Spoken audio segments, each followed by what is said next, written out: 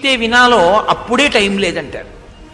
తులసీదాస్ గారి జీవితంలో యథార్థంగా జరిగింది. రోజు వెళ్ళి అడిగేవారు జమీందారు గారిని, నీకు రామాయణం చెప్తాను వినవయ్యా అని.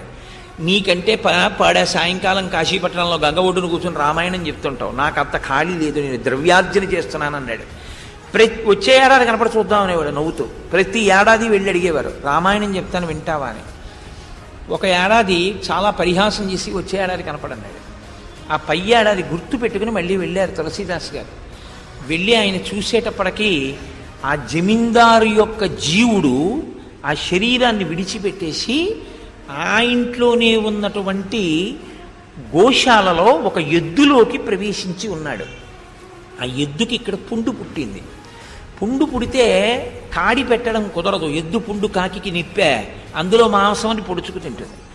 ఆ పుండు కొంచెం ఇలా ఒత్తిగిలించి దాని మీద కాడి పెడతారు. నడుస్తున్నప్పుడు ఈ పుండు కాడి కిందకు వస్తూ ఉంటుంది.